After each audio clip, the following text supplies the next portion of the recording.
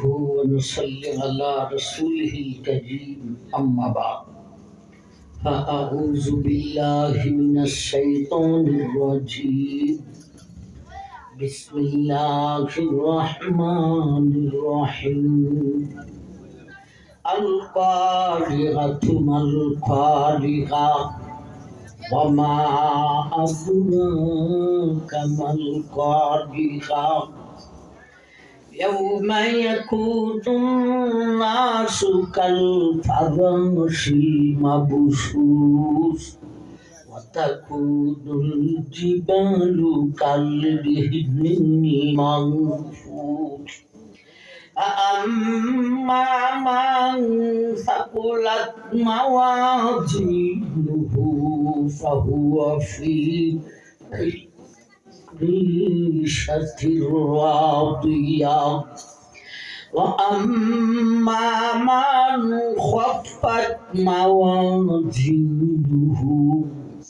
فأمه هاوية وما أدراك ما هي نار حامية صدق الله مولانا العظيم وصدق رسوله النبي الكريم بارك الله لنا ولكم بالآيات والذكر الحكيم وقال النبي عليه الصلاة والسلام كيف أنعم وصاحب السور قد التقمه وأصغى سمعه وهنى جبهته ينتظر متى يأمر بالنار قالوا ماذا تأمرنا يا رسول الله قال قولوا حسبنا الله أو كما قال عليه الصلاة والسلام صلى الله على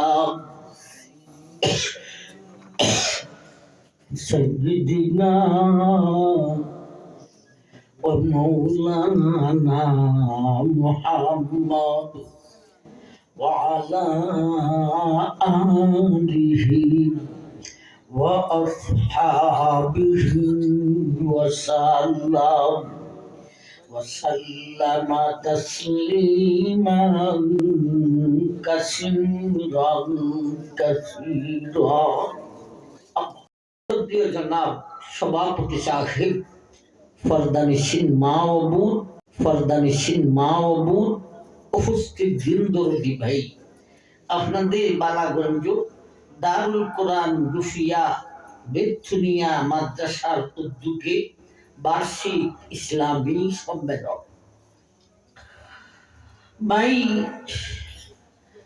সমস্যার কারণে লেট হয়েছে আমার এখানে আসার কথা ছিল 11টায় আর আসতেও পারতাম গাড়িতে কিছু সমস্যা হইয়া তো লেট হয়ে গেছে লম্বা চোরা কথা বলবো না আবার এলানকারী একটা বিষয় এলান করেছেন কিয়ামতের বিভীষিকা এই আলোচনা করতে সমাবেশ বড় হইতে হয় ভাই আবার সমাবেশও বড় হইতে হয় আবার সময়ও বেশি লাগে সমাবেশ ছোট্ট সময় কম আচ্ছা তথাপিও এলান যেহেতু করেছে সে বিষয়ের উপরে সংক্ষিপ্ত কিছু আলোচনা উপস্থাপন করব ইনশাআল্লাহ ভাই কিয়ামতি আপনি আমাদের 100 বিশ্বাস আছে না নাই এই সারা জাহান আকাশ জমিন চন্দ্র সূর্য গ্রহ নক্ষত্র নদী সাগর পাহাড় পর্বত সমস্ত কিছু আল্লাহই সৃষ্টি করেছেন, আবার আল্লাহই সবকিছুকে ধ্বংস করে দিবেন। তাই না কিয়ামত। ও ভাই, সেই কিয়ামত প্রথমত দুই ভাগে বিভক্ত।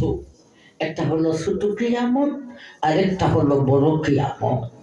ছোট কিয়ামত বলতে জাহাজির সকরাত। আল্লাহ রসুল বলেছেন, মান মাতাত ফাকাদ কামাত কিয়ামাতুহু, যে মরেছে তার কিয়ামত হয়েছে। সকরাতটা এতটুকু ভয়াবহ অবস্থা, সেই সকরাতের আলোচনা করব না।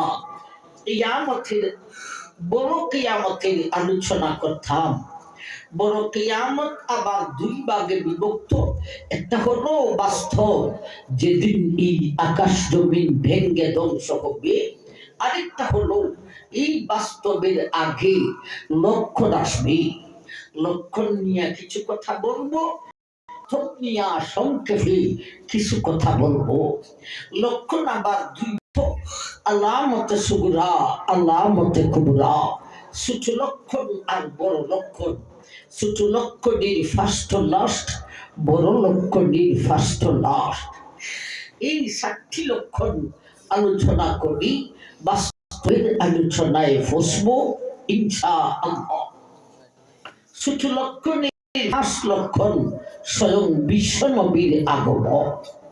ইনি হলেন সর্বশেষ এবং শ্রেষ্ঠ নবী। ওনার পরে জগতে আর কোন নবী আসবে না। আবার ভাই, তাইলে বোঝা যায় আমরা বুড়া জগতের মানুষ, ঠিক না ঠিক? ছোট লক্ষণের লাস্ট লক্ষণ নবীজির হাদিস থেকে যত বুঝায়, ফিলিস্তিন আর বাইতুল মুকদ্দাস আবারও মুসলমানের হাতে পূর্ণভাবে আসবে। একবার আলহামদুলিল্লাহ বলার দরকার। আসার পরে ফিলিস্তিনের মুসলমান আর ইতালির বেঈমান, এই দুই দেশের মানুষ সম্মিলিত হয়ে আরেকটা বেঈমান পরাশক্তির সাথে যুদ্ধ করতে যাবে। ওই যুদ্ধকে বেঈমান পরাশক্তির পরাজয় হবে, ইতালি আর ফিলিস্তিনের বিজয়ী হবে। বিজয়ী করে আসার পথে ফিলিস্তিনের এক মুসলমান, ইতালির এক বেঈমান, এই দুই ব্যক্তির মধ্যে একটা ঝগড়ায় দেখা দিবে। কি নিয়ে ঝগড়া?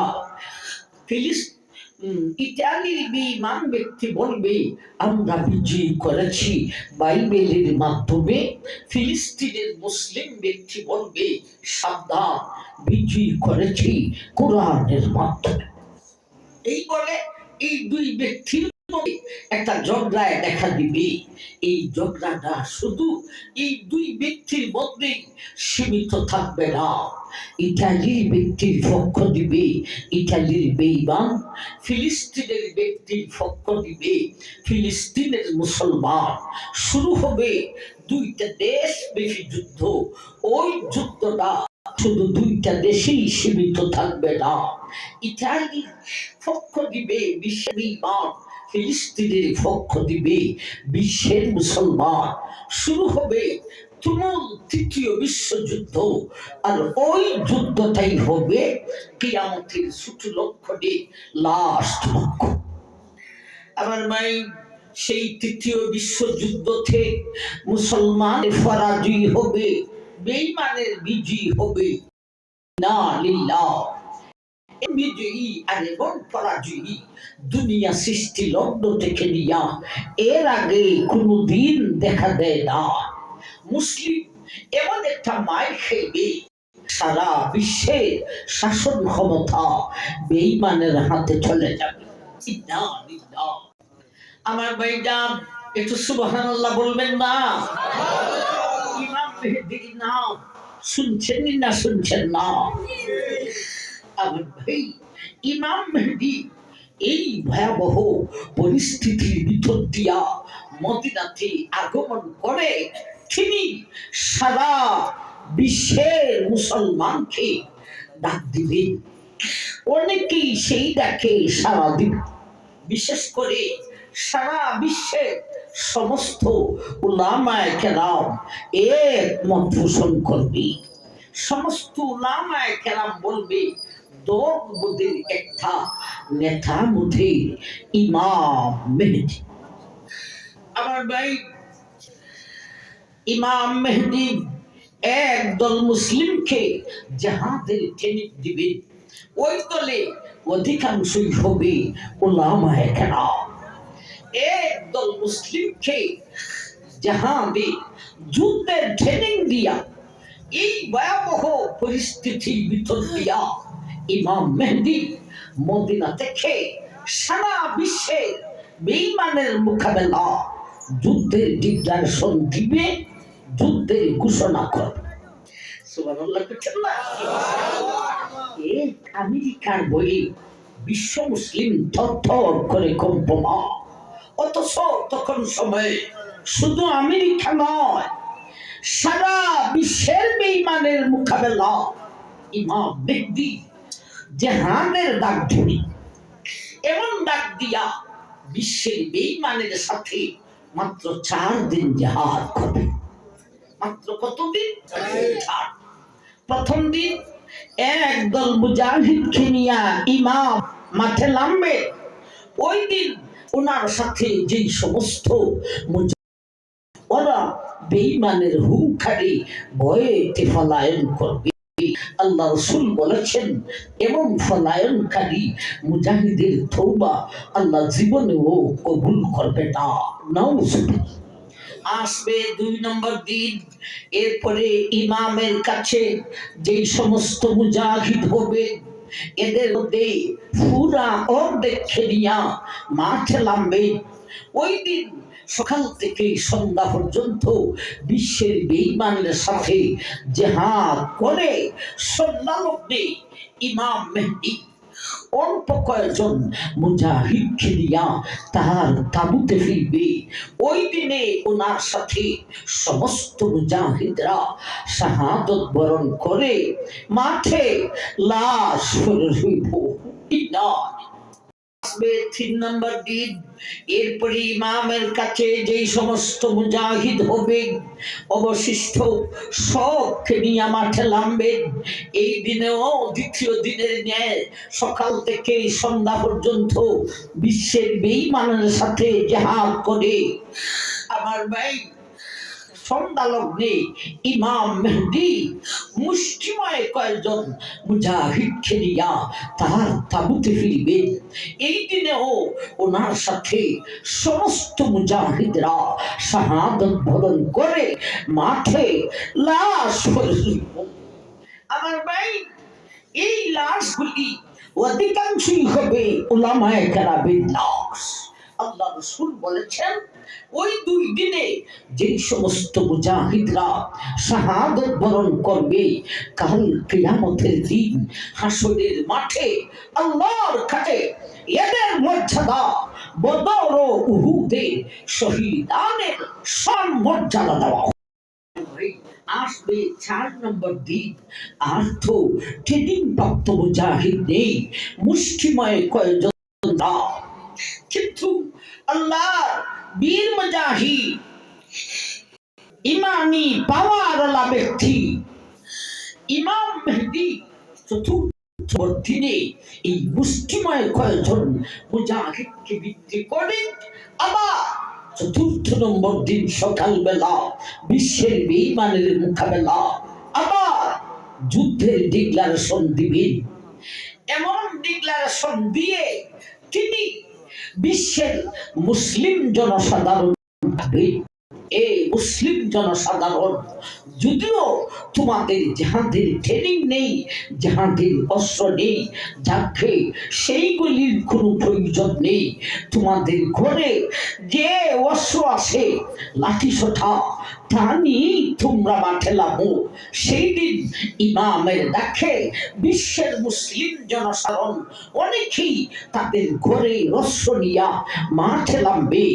ওই ৪ নম্বর দিনে সকাল থেকে নিয়ে আসর পর্যন্ত বিশ্বের বেঈমানের সাথে জিহাদ করার পরে আসর আর মাগরিবের মাঝামাঝি অবস্থায় কি হবে? আল্লাহ রাসূল ভবিষ্যৎবাণী বলে গেছেন, ইযা কানা ইয়াউমুর রাবিব নাহাদা ইলাইহিম বাকিয়াতু আহলিল ইসলাম জআলুল্লাহু দাবাওয়াতা আলাইহি। ও দুনিয়ার মানুষ, বিশ্ব নবী বলেছেন ওই ৪র্থ নম্বর দিনে সকাল থেকে আসর পর্যন্ত বিশ্বের বেঈমানের সাথে জিহাদ করার ফলে আসর আর মাগরিবের মাঝামাঝি অবস্থায় সারা বিশ্বে বিজয়ী পতাকা, সারা বিশ্বে বিজয়ী পতাকা আল্লাহ ইমাম মেহেদীর হাতে তুলিয়া দিব। আবার ভাই ফলে কথা কইটা বলেন, ওয়াজের মতো কথা কইব কেমনি? আমার ভাই সারা বিশ্ব বিজয় হয়ে যাবে। আমার ভাই সেই দিন আমেরিকায়, রাশিয়া, লন্ডন, ভাই চীন, ভারত কোথায় সারা বিশ্বের বেঈমানের মোকাবেলা। আমার ভাইজান সারা বিশ্বের বেঈমানের রাষ্ট্রে বিশ্বের আনাচে কানাচে মুসলিম বাহিনী বিজয়ীর পতাকা উড়াবে। এ মোল্লা বেটা বিশ্বকে বিজয় করে ফেলবে। ওই দিন বুঝে আসবে মোল্লাজি ক্যা চিজ হ্যায়। ওই দিন বুঝে আসবে আলমের ভিতরে ইমানের পাওয়ার রয়েছে। আমার ভাই সেই ইমাম মেহেদী আগমনটাই হলো কিয়ামতের বড় লক্ষণের ফার্স্ট লক্ষণ। এ জাতীয় বড় লক্ষণ 10টা হবে। একেবারে লাস্টের লক্ষণ পৃথিবীর দক্ষিণ অঞ্চল থেকে এক জাতীয় অগ্নিশিখা বাহির হবে, আগুন বাহির হবে। এটা আমাদের আগুনের মতো নয়, এমন আগুন ভাই আগুন জ্বলতে তো গ্যাস লাগে, লাকড়ি লাগে, কিন্তু ওই আগুনে গ্যাসও লাগবে না, লাকড়িও লাগবে না। আগুন নিজে নিজে জ্বলতে থাকবে, শুধু জ্বলবে না দৌড়তে থাকবে, শুধু দৌড়বে না, সারা বিশ্বে সমস্ত মানুষ মুসলমান আর বেঈমান সমস্ত মানুষকে আগুনে দৌড়াইতে থাকবে। ভাই আগুন মানুষের 3 দিকে আক্রমণ করবে, একটা দিক খোলা থাকবে। ভাই ওই মানুষ আগুন থেকে বাঁচার জন্য খোলা দিকে দৌড়তে থাকবে। রাত্রি হলে মানুষের ঘুম আসবে, আগুন থেমে যাবে। সকাল হলে মানুষের ঘুম ভেঙে যাবে, আগুনে আবার দৌড় তোলাবে। এমন ভাবে সেই আগুন বিশ্বের মানুষকে দৌড়াতে দৌড়াতে ফিলিস্তিনে নিয়া একত্রিত করে সেই আগুনটা নিভিয়া যাবে। এটাই হবে কিয়ামতের বড় লক্ষণের একেবারে লাস্ট লক্ষ্য। আমার ভাই আগুনটা নিভার পরে মানুষ অনেকজন স্ব দেশে ফিরত আসবে, আবার কিছু মানুষ ফিলিস্তিনি অবস্থান করবে। এর কিছুদিন পর দেখি সারা বিশ্বে সমস্ত মুসলমানের বগল তলায় একটা মৃদু ঠান্ডা বাতাস লাগবে। এটা এমনি আজীব ধরনের বাতাস। ওই বাতাসটা লাগা মাত্র মুসলমান দর দর করে মারা যাবে।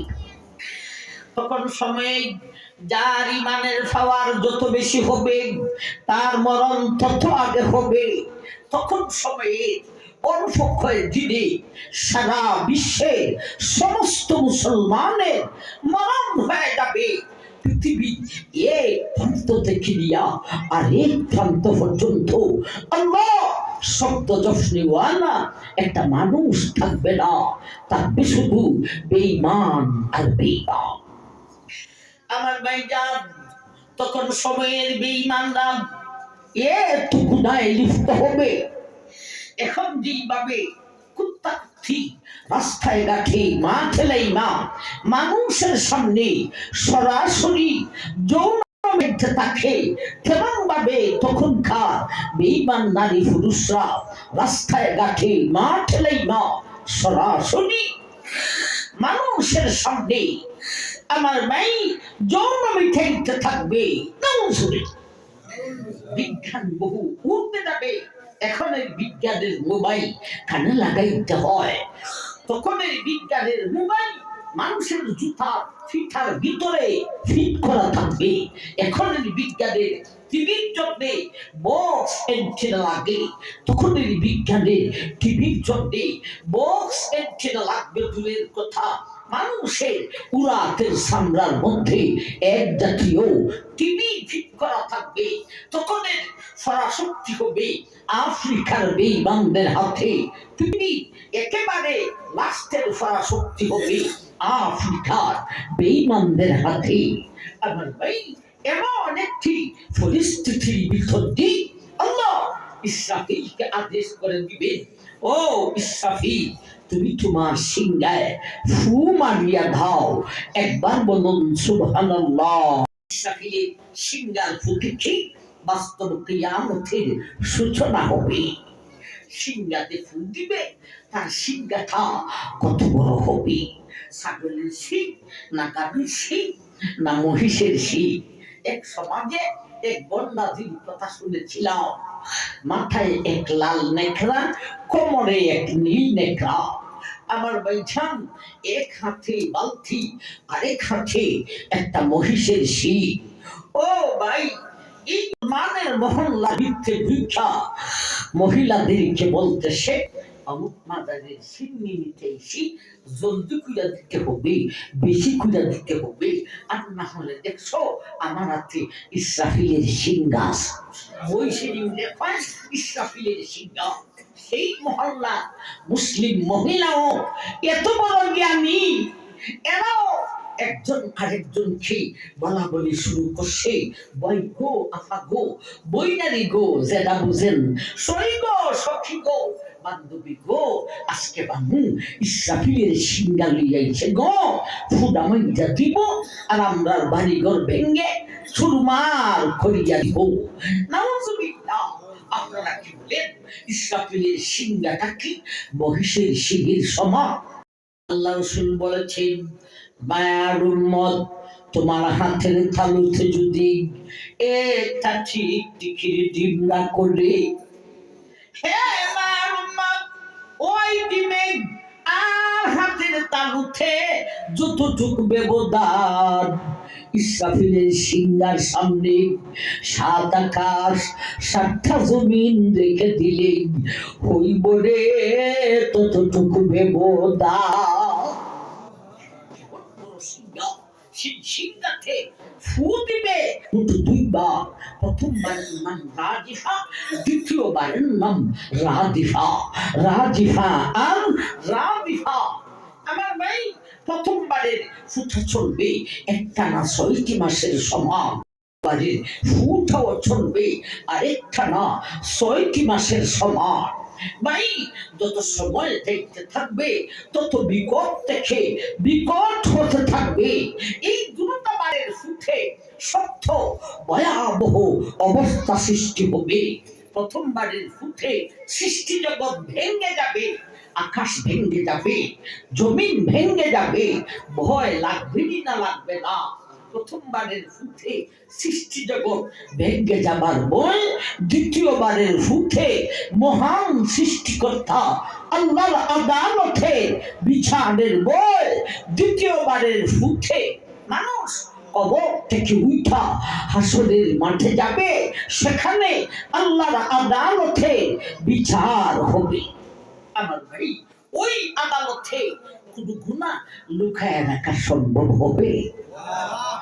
ও বালাগঞ্জের ভাইয়া নেই, হইতে পারে এমন গুনাহ করে জগতের কেউ জানে না, এমনকি তোমার বেগমেও জানে না।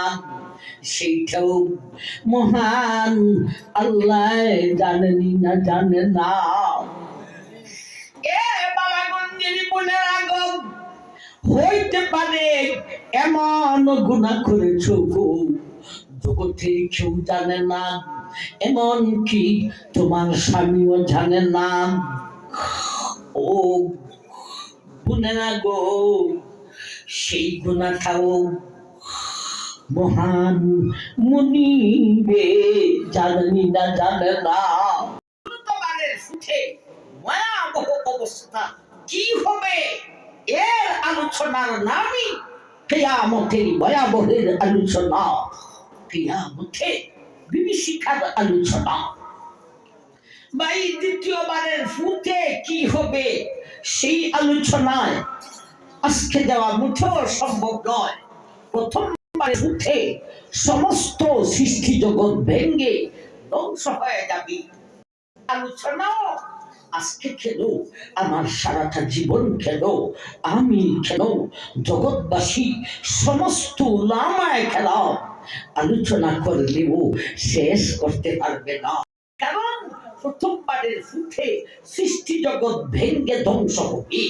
ও ভাই, সৃষ্টি জগৎ ভেঙ্গে কিভাবে ধ্বংস হবে সেই আলোচনা তো দূরের কথা, সৃষ্টি জগতের নাম বললেই তো শেষ করা যায় না, ঠিক না বেটি? একটা এক জাতীয় সৃষ্টি জগতের কথা অন্তত শুনি। আমাদের মাথার উপরে আকাশের নিচে সৌরজগৎ, চন্দ্র সূর্য, গ্রহ নক্ষত্র, আমার ভাই এগুলি সিঙ্গার ফুটে কিভাবে ধ্বংস হবে এর আবার দুই ভাগে ভাগ করেছেন। ভাগে চন্দ্র আর সূর্য, আরেক ভাগে সমস্ত তারকা। সমস্ত তারকাগুলি সেই সিঙ্গার ফুটে কিভাবে ধ্বংস হবে আল্লাহ রে কায়েতে বলেছেন, ইয়াসামসু কুবিরাত ওয়া ইযান নুজুমুন কাদারাত। হে দুনিয়ার মানুষ, আমার সাথে সিঙ্গার বিকট আওয়াজে সমস্ত তারকাগুলি আলোহীন হইয়া যাইব, আলোহীন হইয়া সমস্ত তারকাগুলি ভেঙ্গে জোড়া হইব, জোড়া জোড়া হইয়া উপরের দিকে উঠতে থাকবে, আর কিছুটা আবার নিচে সাগরের মধ্যে পতিত হইব। তারকাগুলি থাকবে না শেষ হয়ে যাবে। জগতের সমস্ত বৈজ্ঞানিক আর সমস্ত শক্তি সব মিলে আমেরিকা, রাশিয়া সব মিলে এমন একটা অস্ত্র সৃষ্টি করতে পারবে যে অস্ত্রটা মাইয়া দিতে একটা তারকা ভাঙতে পারবে। এমন বৈজ্ঞানিক হারমোনি বাহাদুরি দেখো, আমাদের আল্লাহর কাছে এমন অস্ত্র আছে, মারতে হবে না, শুধু ফু দিব, ঠিক না বেটি? সমস্ত তারকা ভেঙে জোড়া জোড়া হয়েছে। আসুন চন্দ্র সূর্যের কথা শুনি। সিঙ্গার ফুটে চন্দ্র সূর্য কিভাবে ধ্বংস হবে একায়াত আল্লাহ বলেন, ইয়াসআলু আইয়ানা ইয়াউমুল কিয়ামাহ فإذا برق البصر وخسف القمر وجمع الشمس والقمر يقول الإنسان يومئذ أين المفر كلا لا وزر إلى ربك يومئذ المستقر। হে দুনিয়ার মানুষ, বিশাল চন্দ্র আর বিশাল সূর্য সেই সিঙ্গার বিকট আওয়াজে দুটাই আলোহীন হইয়া যাইব। দিনের 12 থাক আর রাত্রির 12 থাক সমান হইয়া যাইব। ও দুনিয়ার মানুষ, এই আয়াত প্রসঙ্গে বিশ্ব নবী বলেছেন, হে বিশ্ববাসী, ওই চন্দ্র আর সূর্য দুটোটাই আলোহীন হওয়ার পরে সেই বিকট আওয়াজের কারণে চন্দ্রটা মাঝখানে একটা ফাটল দিয়া দুইটা টুকরা হইব, তেমনি ভাবে সূর্যটাও মাঝখানে একটা ফাটল দিয়া দুইটি টুকরা হইব, দুইটা মিলে চারটি টুকরা হইব। এই সাইরোডি টুকরা খেয়ে আল্লাহ দুজখের মধ্যে নিক্ষেপ করিব। এখন তো প্রশ্ন করলাম, হুজুর চন্দ্র সূর্য বিকট আওয়াজে টুকরা হবে বুঝলাম, তাইলে তাহলে দুজকে দিবে কেন? প্রশ্ন লাগে না লাগে না? আমার ভাই, সে আবার কোন গুনাহ করে? চন্দ্র সূর্য, আপনারা কি আইডিয়া হয় চন্দ্র সূর্যের কোন গুনাহ আছে? গুনাহ থাকবে দূরের কথা, 24টি ঘটনার ভিতরে সারা জীবনে চন্দ্র সূর্য একটা গুনাহ করার জন্য একটা মিনিট সময়ের জন্য অপচয় হতে পারে নাই। সারাক্ষণ আল্লাহর আদেশে নিমিত্ত, আল্লাহর আদেশে মশগুল। চন্দ্রের হিসাব দুই কানা আয়াতের মাধ্যমে হয়। والشمس تجري لمستقر لها ذلك تقدير العزيز العليم والقمر قدرناه منازل حتى عاد كالوجود القديم। দুনিয়ার মানুষ সূর্য পূর্ব দিকে উদয় হয়, সারাদিন তার কক্ষপথে চলে রে, বিকেলে পশ্চিম দিকে অস্ত যায়। সূর্য উঠে, সূর্য চলে, সূর্য ডুবে, এটি সূর্যের মন গড়া দিক। ذلك تقدير العزيز العليم। সূর্য পূর্ব দিকে উদয় হয়, পশ্চিম দিকে অস্ত যায়, একমাত্র আমি আল্লাহর আদেশ পালন করিয়া। এবারে প্রশ্ন হলো, অস্ত যাওয়ার পরে কোথায় যায়? সেই কথাটা তো বোঝার দরকার। আমার ভাই, অস্ত যাওয়ার পরে কোথায় যায়? আরেক আয়াতে প্রসঙ্গে আল্লাহ রাসূল বলেছেন, আয়াত কান আগে শুনি, আল্লাহ রাসূলের কথা কান পড়েছেন। আশ-শামসু ওয়াল কামারু বিহুসবান ওয়ান নাজমু ওয়াস-শাজারু ইয়াসজুদান والسماء رفعها ووضع الميزان। ইয়ার প্রসঙ্গে বিশ্বনবী বলেছেন, মায়ার উম্মত, সূর্য পূর্ব দিকে উদয় হয়, সারাদিন তার পথে চলে, বিকেলে পশ্চিম দিকে অস্ত যায়, একমাত্র আল্লাহ আদেশ পালন করিয়া। হে মায়ার উম্মত, অস্ত যাওয়ার পরে কোথায় যায় রে?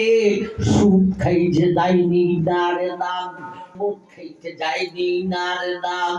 হে মায়ার উম্মত, আল্লাহর সূর্য খানি পশ্চিম দিকে অস্ত যাওয়ার পরে আল্লাহর আরশের নিচে গিয়া আল্লাহর কুদরতি কদমের মধ্যে সেজদা করে রে।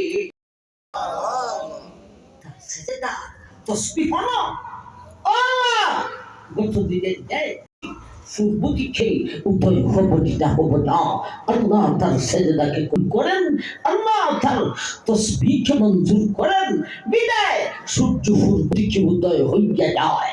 তাইলে উদয় থেকে অস্ত, অস্ত থেকে উদয়, সারা জীবনে 24টি ঘন্টার ভিতরে চন্দ্র আর সূর্য একটা গুনাহ করে নাই। দুনিয়ার মানুষ যার জীবনে একটা গুণাও নাই, সেই বৃক্ষ উঠাওয়া দিন টুকরা হবে বুঝলাম রে, কিন্তু তারে টুকরা করে দুজকে দিবে কেন? আমার ভাই এই প্রশ্নের উত্তর দিয়েছেন বিশ্ববাসী রে। পৃথিবীর মুখে একদল মানুষ পূজা করে রে, ও আমার ভাই, এরা সূর্য রে চন্দ্র রে প্রভু মনে করে পূজা করে।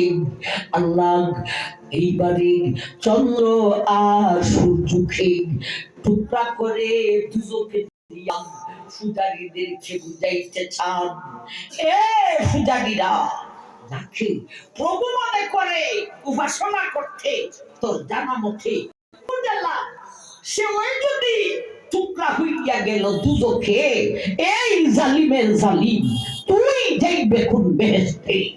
কথাটা বুঝো এসে না এসে না আমার ভাই কষ্ট রাখো, এর ফলও থাইকা যায় হুজুর পূজারীদের আল্লাহ দুজকে দিবে ভালো কথা, কিন্তু পূজারীদেরকে দেখানোর জন্যে চন্দ্র সূর্যকে নিষ্পাপ চন্দ্র সূর্যকে দুজকে দিবে।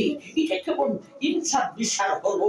চন্দ্র সূর্যের কি কষ্ট হবে না? এ প্রশ্নের উত্তর দিয়েছেন এমন ভাবে পৃথিবীর মানুষ আমি আল্লাহ তোমাদেরকে সৃষ্টি করতে গিয়া মাটির অংশ বেশি দিয়া সৃষ্টি করেছি। মাটির মানুষ মাটিতে থাকতে পারো, তোমার কোনো কষ্ট হয় না।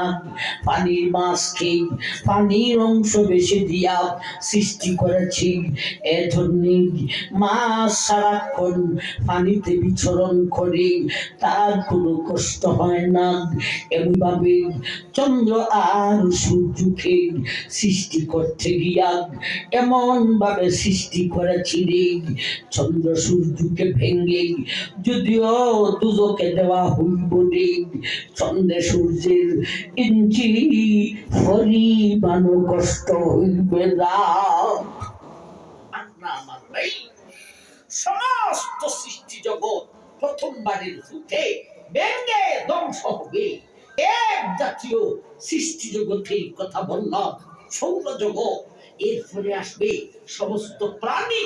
তখন তো বিশ্বের মুখে কোন মুসলমান থাকবে না, সমস্ত বেঈমান, সমস্ত জীব তখন সময়ে, জিন তখন সময়ে, সমস্ত ফেরেশতা এক কথায় সমস্ত প্রাণীর মরণ হবে। এরপরে সমস্ত নদী সাগর পানি ধ্বংস হবে ভাই। এরপরে বিশাল সাতটা জমি ধ্বংস হয়ে যাবে, বিশাল সাতটি আকাশ ভেঙে ধ্বংস হয়ে যাবে। আমার ভাই কিয়ামতের আলোচনার মূল উদ্দেশ্য হলো অন্তরে ভয় পাওয়া। অন্তরে ভয় পাইলে গুনাহ ছাড়তে পারে, ইবাদত করতে পারে। ঠিক না বেটি? ভাই এই যে বিষয়টা কিয়ামত, আরেকটা বিষয় আছে পর্দা। এই দুইটা বিষয়ে আমারই এত জ্বালা দে দেশবাসী গেলি এই দুইটা থেকে একটা বলে। আর এখন হইল ভাই প্রযুক্তির যুগ, মিডিয়া লাগছে অনেকে, সারা দেশ থেকে বিদেশ থেকেও শুনতেছি। আমার কাছে নতুন লাগছে এই এলাকায়, আমি মনে হয় বেশি একটা আসি নাই, কিন্তু সারা বিশ্বে যারা শুনতেছি এরা কিন্তু হুজুরে খালি হয়তো পর্দার ওয়াজ করে, নাইলে কিয়ামতের ওয়াজ করে। আমার ভাই কিয়ামতের ওয়াজ করলাম না ভাই, আমার জিজ্ঞাসা ওটা ঘোষণা করছে, ঘোষণা কইরা লাইলে বা বিজ্ঞাপনে দিলাইলে এটা আমরা রেজিস্ট্রি। আবার সামনে যদি আসি বিষয় কিয়ামতের পর্দা সারা দিয়েন। আল্লাহর মেহেরবানি, ফখরতা নয়, বাহাদুরি নয়, এই সিনার ভিতরে বিষয় আল্লাহ আমাকে দান করেছেন।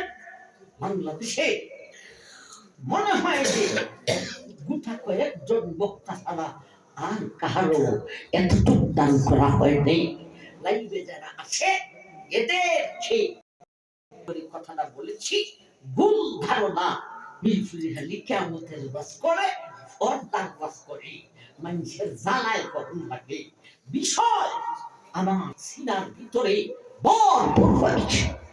আল্লাহ আজকের আলোচনাকে ভিত্তি করে আমাদের অন্তরে ভয় সৃষ্টি করিয়া দাও, আমরা যেন ভয় হইয়া গুনাহ ছাড়তে পারি, ইবাদত করতে পারি। আমাদেরকে তৌফিক দান করুন, আমিন। ওয়া আখিরু দাওয়ানা আনিল হামদুলিল্লাহি রাব্বিল আলামিন।